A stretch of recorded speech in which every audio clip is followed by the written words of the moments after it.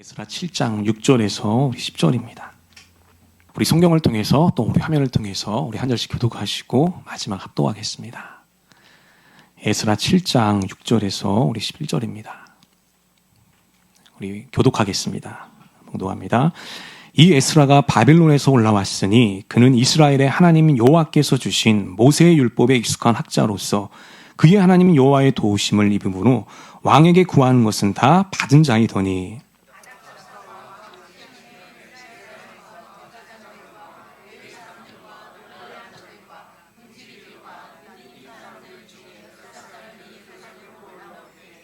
이 에스라가 올라왔으니 왕의 제7년 5째 달이라.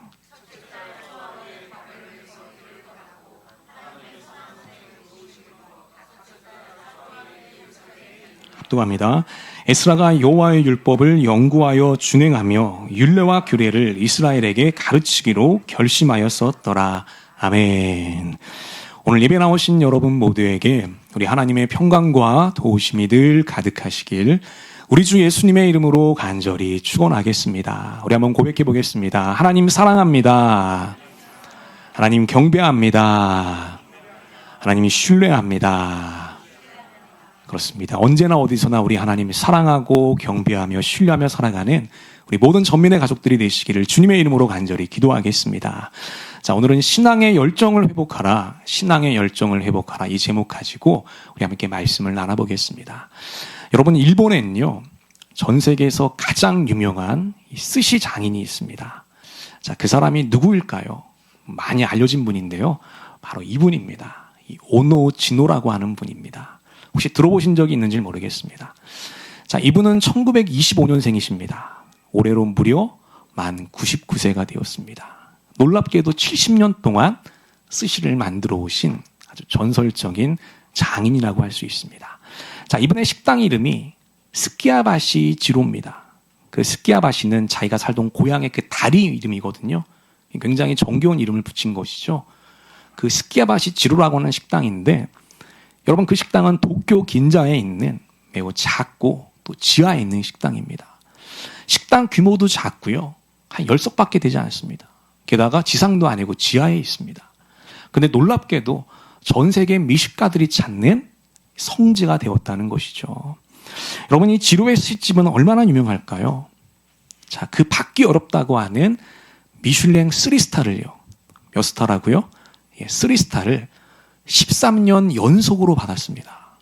참 대단한 기록이거든요. 자, 그러다 보니 전 세계에 있는 수많은 유명인들과 지도자들이 이 맛집을 찾게 되죠. 아주 진귀한 맛집으로 자리를 잡게 됩니다. 그래서 여러분, 예전에 미국의 오바마 전 대통령이 방문했던 적이 있거든요. 이 장면을 보면 왼쪽에 보면 이제 아베, 지금 이제 돌아가셨죠. 아베와 오바마 대통령이 이 식당에서 회동하는 장면이 있었습니다. 이게 큰 이슈가 됐었습니다. 그래서 위에 있는 사진은 그 식당에서 아주 대표적인 이 스시라고 할 수 있습니다. 여러분, 이렇게 세계적인 큰 인기를 누리고 있다 보니까요, 이 식당에서 밥을 먹는 게 쉬울까요, 어려울까요? 정말 어렵습니다. 하늘의 별 따기라고 합니다. 돈이 많다고 해서 식당에서 밥을 먹을 수 있는 게 아니라고 해요. 예약하는 것조차도 힘들다고 합니다. 설령 예약에 성공했다고 하더라도 최소 6개월에서 1년을 기다려야 된다는 것이죠. 그 정도로 인기가 많은 식당이라고 하는 것이죠. 자, 그러면 지로는 어떻게 해서 이렇게 유명해진 걸까? 자, 그 이유를요, 이 인터뷰를 통해서 한번 밝힌 바가 있습니다. 자, 지로는 이렇게 얘기를 했습니다. 자기 철학에 대한 확고한 열정이 있었기 때문이라는 것이죠. 무엇이 있었다고요? 자기 철학에 대한 확고한 열정이 있었다는 거죠. 여러분, 이 지로는요, 스시에 대한 아주 깊은 신념을 갖고 있습니다. 어떤 신념이냐면 완벽한 스시를 만들어야 된다는 신념이 있었다는 겁니다. 완벽한 스시를 만들어야겠다는 신념. 그래서 여러분, 이 신념에 뜨거운 열정이 더해졌기 때문에 지난 70년 동안 계속해서 성장하면서 한결같은 길을 걸어올 수가 있었던 것입니다. 그래서 오늘은 지금도 이 99세 고령임에도 불구하고 매일 아침 5시에 하루 일과를 시작한다고 합니다. 제일 먼저 일어나서 뭘 하느냐? 제자들과 함께 시장에 가서 최상의 이 재료들을 직접 선별한다고 해요. 그리고 그 선별된 재료들을 다 담아가지고 와서 자기가 만든 방법대로 정확하게 스시를 만든다고 합니다. 아주 사소한 것도 하나 놓치지 않고요. 디테일하게 신경을 써간다는 것이죠. 여러분, 이 지로에게는 수많은 제자들이 있거든요. 근데 그 제자들의 증언에 따르면 우리 스승님은 한 번도 자기 원칙과 신념을 포기한 적이 없다는 거예요. 정말 대단한 자기 정신을 갖고 있다는 거죠. 여러분, 시대가 많이 발전했잖아요. 얼마나 쉽고 빠른 방법들이 나왔겠습니까? 근데 자기 선생은 그 세상의 기준과 유행을 따른 적이 한 번도 없다는 거예요. 자기 원칙과 신념을 그대로 고수하면서 이 식당을 운영해 왔다는 것이죠. 게다가 심지어 더 많은 돈을 벌 수 있는 기회가 있었거든요. 장사가 잘 되니까요. 당연히 식당을 확장하고 이 사업을 늘리자고 하는 여러 비즈니스 제안들이 있었습니다. 근데 그 제안들을 다 물리쳤다고 하는 것이죠. 왜 물리쳤을까요? 역시 지로가 이렇게 말하고 있습니다. 다 같이 한번 읽어볼까요, 우리 시작. 나의 눈길이 가지 않는 곳에 손님을 모시면 제대로 신경 쓸 수가 없습니다. 내 시야가 닿는 범위 내에서만 손님들에게 최상의 서비스를 제공할 수 있습니다. 이렇게 고백을 했다는 거예요. 놀랍지 않습니까? 여러분, 수익을 내는 것도 중요하지만 그보다 더 중요한 게 뭐라는 겁니까? 자기를 찾아온 손님에게 최상의 최고의 경험을 선사해 주는 것, 이게 자기는 더 중요하다는 거죠. 그래서 식당을 확장하지 않고 여전히 그 10성 미만의 작은 지하 식당을 운영하고 있는 것입니다. 여러분, 그래서 실제로 손님이 왼손잡이잖아요. 그러면 스시를 왼쪽 방향으로 놔준다고 합니다. 그리고 손님들마다 다 양이 다르고 식사하는 속도가 다르잖아요. 그거를 면밀하게 관찰해서 이 스시의 크기를 조절해 준다고 해요. 그러니까 이렇게 손님 한 명 한 명에 따라서 아주 세심하게 신경 써주는 것, 이게 이 지로의 원칙이었던 것이죠. 자, 이런 원칙과 신념에 뜨거운 열정이 있었기 때문에요. 지난 70년 동안 놀라운 결과, 또 자기 분야에서 일가를 이룰 수가 있었던 것입니다. 여러분, 이 같은 지로의 모습은요, 오늘 우리들에게도 큰 울림을 줍니다. 이런 메시지를 던져주죠. 자, 한 사람이 갖고 있는 믿음과 신념에 뜨거운 열정이 더해지니까요, 뭐가 맺어지더라? 놀라운 열매가 맺어지더라는 겁니다. 여러분, 그냥 말만 무성한 이 공허한 신념이 아니었다는 거죠. 사람들은 누구나 다 자기만의 철학과 원칙과 신념을 가지고 살아갑니다. 근데 생각해보면 내가 진짜 그 원칙대로 신념대로 살아가는가? 그렇지 못할 경우가 태반이거든요. 공허한 신념이에요. 그냥 원칙만 있는 신념인 것이죠.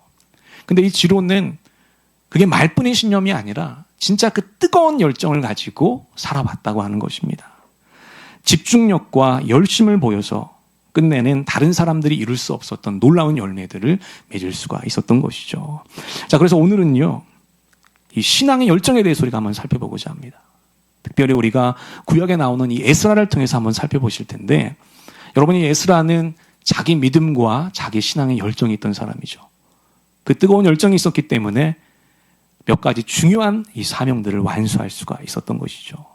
자, 어떤 열정이 있었고 또 무엇을 이루었는지 오늘 몇 가지 중요한 포인트를 가지고 함께 말씀을 살펴보도록 하겠습니다. 함께 말씀을 들을 때에 우리 각자에게 주시는 하늘의 음성과 감동과 깨달음이 있게 되시기를 우리 주님의 이름으로 간절히 축원하겠습니다. 우리 먼저 한번 첫 번째 보겠습니다. 우리 첫 번째는 이것이죠. 첫째로 에스라는 자기 믿음에 대한 확고한 열정이 있었다는 겁니다. 한번 따라해 보겠습니다. 믿음에 대한 열정이 있었습니다. 우리 더 큰 소리로 믿음에 대한 열정이 있었습니다. 그렇습니다. 에스라는요, 자기 믿음, 자기 신념에 대한 뜨거운 열정이 있었다는 거죠. 여러분, 지로가 이 스시에 대한 열정이 있었기 때문에 그 70년을요, 어려운 길을 걸어왔거든요. 쉬운 길이 있었음에도 불구하고, 더 부자가 되는 길이 있었음에도 불구하고 자기 신념에 대한 열정이 있었기 때문에 어려운 길을 선택했어요. 에스라도 마찬가지입니다. 하나님에 대한 열정이 뜨거웠기 때문에요, 편안한 삶을 내려놓고 어려운 길, 위험한 길을 선택하게 됩니다. 여러분, 에스라가 살고 있던 시대는 어떤 시대였을까요? 에스라는요, 포로 시대를 살았습니다. 어떤 시대를 살았다고요? 포로 시대를 살았어요. 그래서 자기 동족 유대인들이 바벨론과 페르시아에서 살게 돼요. 처음에 바벨론을 끌려갔죠. 근데 그 바벨론이 페르시아에게 멸망당하면서 다시 또 페르시아에게 속하게 되는 것이죠. 그렇게 70년이 지나게 됩니다. 70년이 찾아 하나님은 약속대로 당신의 백성들을 다시 고향 땅 예루살렘으로 보내드리게 되죠. 페르시아의 첫 번째 왕이 누굴까? 고레스 왕이거든요. 그 고레스가요, 자유를 선포하게 됩니다. 하나님이 그 고레스의 마음을 감동시켰던 거죠. 그래서 포로 신분이었던 모든 유대인들이 석방되어서 고향 땅으로 돌아가게 됩니다. 세 차례에 걸쳐서 돌아가게 되는데, 여러분, 첫 번째 이끌고 돌아갔던 지도자가 누굽니까? 스룹바벨입니다. 세 번째는 누굴까요? 그 유명한 느헤미야죠. 그리고 두 번째 이끌었던 사람이 바로 오늘 본문의 주인공인 느헤미야였다는 것입니다. 여러분, 여기서 우리는 한 가지 중요한 질문이 생깁니다. 그 질문은 이것이죠. 왜 굳이 에스라는 그런 위험한 길을 선택했던 걸까? 이 질문입니다. 에스라는 편안한 삶을 살 수 있었습니다. 페르시아에서 안정된 생활을 살 수 있었어요. 왜냐하면 페르시아에서 학사라고 하는 지위를 갖고 있었기 때문이죠. 여러분, 이 학사는요, 그 당시 전문 지식이었거든요. 안정된 지위와 생활이 보장된 사람이었습니다. 근데 왜 그거를 마다하지 않고 내려놓고 왜 귀한 백성들을 이끌고 가는 그런 어려운 선택을 했던 걸까? 간단합니다. 뭐가 있었기 때문에? 하나님에 대한 열정이 있었기 때문이라는 거예요. 하나님에 대한 믿음이 있었기 때문이라는 겁니다. 하나님 말씀이 이루어지는 그 현장 속에 자기가 있고자 했던 것이에요. 그것을 소망했던 것이죠. 그것이 페르시아에 사는 그 안락한 삶보다 더 귀하게 생각했던 것이죠. 여러분, 페르시아에서 예루살렘까지의 거리는 얼마나 될까요? 자, 우리 지도를 통해서 한번 보겠습니다. 얼마나 되죠? 1600km 정도가 됩니다. 자, 오른쪽에 페르시아가 있죠. 왼쪽에 예루살렘이 있습니다. 여러분, 직선거리로 가면 더 가깝잖아요.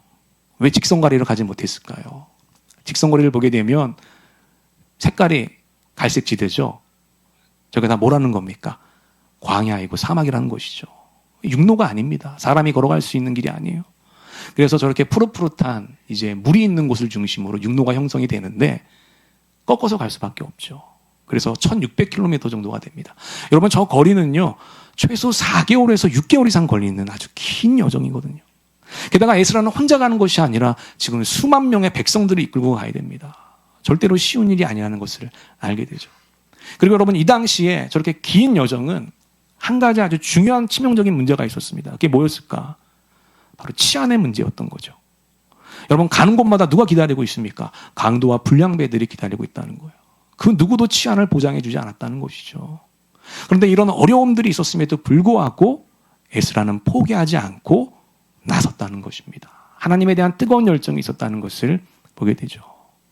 여러분, 이 또 귀환하는 과정을 우리가 보게 되면요, 에스라가 보여준 또 하나의 믿음의 열정을 보는 장면이 나옵니다. 자, 에스라가 이제 백성들을 데리고 귀환한다고 하니까요, 그 당시 왕이었던 아닥사스다 왕이요, 먼저 좋은 제안을 내놓습니다. 뭐냐면, 그렇게 수많은 백성들을 이끌고 가다 보면 반드시 치안의 문제가 발생하게 될 것이다. 그러니 내가 너에게 보병과 마병을 내어줄 테니 군사적인 호의를 받으면서 안전히 가도록 해라. 여러분, 이게 좋은 제안이에요, 나쁜 제안이에요? 얼마나 좋은 제안입니까? 에스라 입장에서는 너무나 고마웠을 것입니다. 자, 그런데 놀랍게도 에스라는 이 제안을 거절하게 돼요. 자, 왜 거절했을까요? 자, 그 이유가 에스라 8장 22절에 나오는데 우리 다 같이 한번 읽어보겠습니다. 우리 시작. 이는 우리가 전에 왕에게 아뢰기를 우리 하나님의 손은 자기를 찾는 모든 자에게 손을 베푸시고 자기를 배반하는 모든 자에게는 권능과 진노를 내리신다 하였으므로 길에서 적군을 막고 우리를 도울 보병과 마병을 왕에게 구하기를 부끄러워하였습니다. 아멘. 여기 보니까 거절의 이유가 나옵니다. 근데 그 이유가 참 놀랍죠. 자, 제가 노란색으로 마킹해놨잖아요. 우리가 전에 왕에게 아뢰기를 이렇게 나와요. 이게 무슨 말이냐면 에스라가요, 예전에 아닥사스다 왕 앞에 서서 하나님에 대해서 증언한 적이 있었다는 겁니다. 근데 뭐라고 증언을 했냐면 우리 하나님의 손은 자기를 찾는 모든 자에게 선을 베풀어 주시는 분이시다. 이렇게 간증을 했다는 겁니다. 믿음의 고백을 했다는 거예요. 자랑스럽게 우리 하나님이 이런 하나님이라고. 당신의 백성들을 지켜주시는 하나님이라고. 근데 진짜 이제 그 하나님의 능력과 은혜를 경험해야 될 순간이 찾아왔잖아요. 근데 그 순간이 찾아오니까 하나님을 의지하는 것이 아니라 사람에게 도움을 구한다고 한다면 여러분이 불신자들이 하나님을 어떻게 생각하겠냐는 거예요. 그래서 여러분 마지막에 뭐라고 고백하고 있습니까? 보병과 마병을 왕에게 구하기를 부끄러워하였습니다. 이렇게 말하고 있거든요. 자기의 말과 행동을 일치시키기 위해서 거절했다는 것입니다. 얼마나 큰 이 믿음의 열정이에요. 이 목숨이 달린 일입니다. 6개월이나 걸리는 장기간의 이 여행, 어디서 무슨 일이 벌어질지 전혀 예측할 수 없는 그 일이었음에도 불구하고 사람을 구한 것이 아니라 하나님께 믿음으로 나아가는 에스라의 모습을 볼 수가 있던 것이죠. 이 정도로 믿음이 열정했다는 거예요. 여러분, 그래서 에스라는 어떻게 했을까? 자, 모든 백성에게 금식 기도를 선포했어요. 우리 에스라 8장 21절. 다 같이 한번 읽어보겠습니다. 우리 시작. 그때 내가 아와 강가에서 금식을 선포하고 우리 하나님 앞에서 스스로 겸비하여 우리와 우리 어린아이와 모든 소유를 위하여 평탄한 길을 그에게 간구하였으니 아멘. 사람에게 도움을 구한 것이 아니라 누구에게 나갑니까? 하나님께 나아갔다는 거예요. 온 백성들에게 우리 함께 금식 기도합시다. 하나님의 도움이 임할 수 있도록 금식 기도합시다. 믿음으로 나아가게 됐던 것이죠. 그래서 여러분, 자기가 믿는 하나님에게 모든 걸 걸었다는 겁니다. 저는 우리 전민의 성도들이요, 이와 같은 믿음에 대한 열정이 있었으면 좋겠습니다. 여러분들이 믿고 섬기는 그 하나님께 모든 걸 거는 거죠. 사람과 세상의 도움을 받을 수 있는 기회가 없던 것이 아니에요. 뭐 배수의 진을 쳐서 마지막 선택한 게 아닙니다. 얼마든지 다른 선택을 할 수 있었어요. 에스라는 군사적인 호의를 받을 수 있었습니다. 그럼에도 불구하고 에스라는 뭘 선택했다? 믿음을 선택했다는 거죠. 하나님을 선택했다는 거예요. 저는 우리 전민의 모든 가족들이요, 그러한 믿음이 회복될 수 있게 되시기를 우리 주님의 이름으로 간절히 축원하겠습니다. 하나님이 도와주신다는 거예요. 어떻게 결과가 나왔을까? 우리 다음 절 한번 보겠습니다. 다 같이 한번 읽어볼게요. 우리 시작. 첫째 달 초하루에 바벨론에서 길을 떠났고 하나님의 선한 손에 도우심을 입어 다섯째 달 초하루에 예루살렘에 이르니라. 아멘. 여기 보니까 뭐라고 나옵니까? 하나님의 선한 손에 도우심을 입어서 예루살렘에 안전하게 도착하게 되었다. 이렇게 되어 있어요. 한 사람도 낙오하지 않았습니다. 한 사람도 죽지 않았어요. 모든 백성들이 예루살렘에 잘 도착하게 됐다는 것이죠. 에스라의 그 믿음의 열정을 하나님이 보시고 하나님께서 믿음과 능력으로, 은혜와 능력으로 역사해 주셨던 것이죠. 저는 우리 모든 전민의 성도들이요, 이런 뜨거운 믿음의 열정을 회복할 수 있게 되시기를 우리 주님의 이름으로 간절히 축원하겠습니다. 여러분, 오늘 우리는 어떻습니까? 지로처럼 에스라처럼 하나님을 향한 뜨거운 열정을 가지고 있습니까? 하나님을 향한 뜨거운 마음이 있습니까? 오늘 우리의 믿음은 점점 식어가고 있지는 않습니까? 여러분, 우리에게 왜 믿음의 열정이 있어야 되느냐? 여러분, 열정이 없는 믿음은 형식적인 종교가 될 수 있기 때문입니다. 마치 부부관계가 똑같죠. 법적으로 결혼해서 부부라고 하는 관계를 갖고 있지만 여러분, 그 관계에 사랑이 없으면 뭐게 될까요? 그냥 관계적인 형식만 남는 거잖아요. 하나님과 우리의 신앙생활이 마치 그와 같다는 겁니다. 우리가 하나님을 믿고 따른다고 고백하지만 정말 그 믿음 가운데 뜨거움이 없다면, 열정이 없다면 그저 형식적인 관계만 남게 되는 것입니다. 여러분, 또 우리에게 뜨거운 열정이 있으면요, 어려움을 극복하는 데 힘이 되죠. 제가 말씀드렸던 그 지로가 70년 동안 어려운 길임에도 불구하고 한결같은 길을 걸어갈 수 있었던 것은 그 스시에 대한 신념이 뜨거웠기 때문인 것이죠. 에스라가 페르시아에서의 그 편안한 생활을 내려놓고 어려운 길을 택했던 이유도요, 자기 믿음만 있던 것이 아니라 그 믿음에 대한 뜨거운 열정이 있었기 때문입니다. 우리에게 그런 열정이 있을 때 우리는 어려운 일들도 쉽게 감내할 수가 있게 된다고 하는 것입니다. 저는 우리 모든 전민의 성도들이 믿음도 깊어지지만 그 믿음에 대한 뜨거운 열정도 회복할 수 있게 되시기를 우리 주님의 이름으로 간절히 축원하겠습니다. 그때 하나님께서 우리를 축복해 주시고 여러분들의 그 열정을 더 거룩한 것으로 사용해 주실 줄로 믿습니다. 그렇게 쓰임받는 저와 여러분 되시기를 우리 주님의 이름으로 간절히 축원하겠습니다. 두 번째 한번 보겠습니다. 두 번째는 이것이죠. 둘째로 에스라는요, 하나님 말씀에 대한 확고한 열정이 있었다는 겁니다. 한번 따라해 보겠습니다. 말씀에 대한 열정이 있었습니다. 한 번 더, 말씀에 대한 열정이 있었습니다. 에스라는 하나님의 말씀을 진짜로 사랑했던 사람이고 사모했던 사람이라는 겁니다. 우리 그 장면을 볼 수 있는데 에스라 7장 10절 한번 보겠습니다. 다 같이 한번 읽어보겠습니다. 우리 시작. 에스라가 여호와의 율법을 연구하여 준행하며 율례와 규례를 이스라엘에게 가르치기로 결심하였더라. 아멘. 말씀에 대한 열정을 볼 수 있죠. 율법을 연구했다. 그리고 연구한 율법을 그냥 지식으로 끝나는 것이 아니라 준행했다. 그렇게 배우고 준행하다 보니까요, 이 말씀이 너무 좋은 겁니다. 말씀의 능력을 경험했던 것이죠. 그래서 이 말씀의 능력과 그 풍요로움을 누구에게도 가르친다? 백성들에게로 가르치기로 결심했다고 하는 것이죠. 여러분, 여기서 연구하다고 하는 뜻은요, 히브리어로 보면 다라시라고 하는 뜻인데 깊이 파다라는 뜻이에요. 그러니까 이 에스라는요, 하나님의 말씀을 그냥 피상적으로 읽었던 것이 아니죠. 매일매일 밤낮으로 깊게 파면서 연구를 했던 것입니다. 그래서 이 말씀 연구의 목적은요, 자기 지식을 위한 것이 아니라 백성들을 가르치기 위했다는 것을 알게 되죠. 에스라는 지도자들을 먼저 가르쳤습니다. 그리고 이 지도자들이 다시 백성들을 가르쳤죠. 그래서 온 유대인들이 하나님의 말씀을 듣고 기뻐하게 됩니다. 여러분, 그 당시 이스라엘 백성들, 유대인들은요, 70년 동안 이방 땅에서 포로로 살았잖아요. 하나님을 향한 믿음에 있었지만 그 믿음이 굉장히 희미하고 애매한 믿음이었죠. 율법도 잘 듣지 못했습니다. 여러분, 하나님의 율법을 모른다는 것은 무슨 뜻일까요? 하나님의 뜻을 모른다는 거잖아요. 하나님의 백성임에도 불구하고 어떻게 살아가야 될지를 몰랐던 거죠. 무엇이 죄이고 무엇이 의로움인지를 알지 못했다는 거예요. 그래서 에스라가 이 문제를 해결하기 위해서 이렇게 말씀에 대한 열정을 불사르게 됐던 것입니다. 그래서 여러분, 느헤미야 8장에 보면 백성들을 모아놓고 이 말씀 집회를 열게 되는데, 자, 우리 한번 그 장면 보겠습니다. 느헤미야 8장 9절 한번 다 같이 볼게요. 다 같이 한번 읽어보겠습니다. 우리 시작. 백성이 율법의 말씀을 듣고 다 우는지라. 아멘. 말씀을 듣고 어떻게 했다고요? 울었다는 겁니다. 왜 울었을까요? 말씀에 대한 감동과 감격이 있었던 것이죠.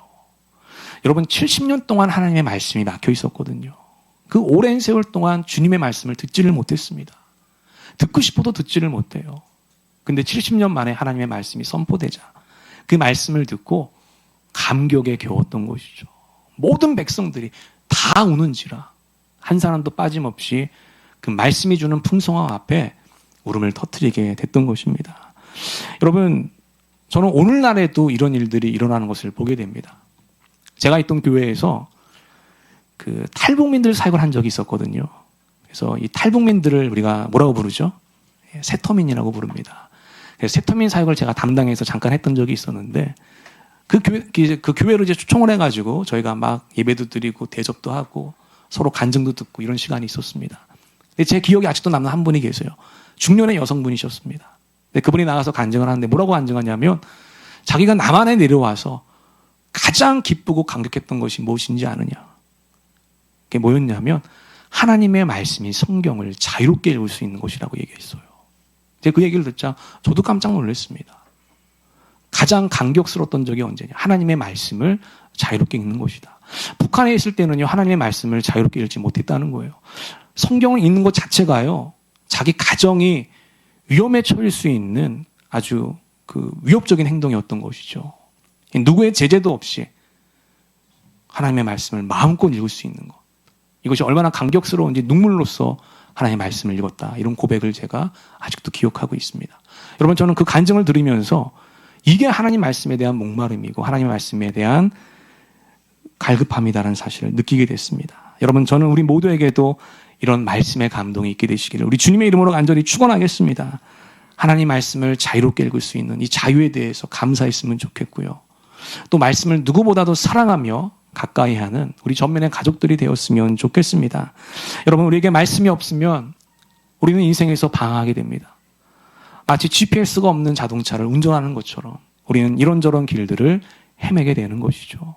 하나님의 말씀이 우리의 길에 등대가 되어주는 것입니다. 그런 믿음이 있는 자들은 그 말씀을 읽게 될 것입니다. 여러분, 그리고 말씀이 없는 사람들은 오늘 우리 이 시대가 어떤 시대입니까? 혼란한 시대, 거짓이 난무하는 시대거든요.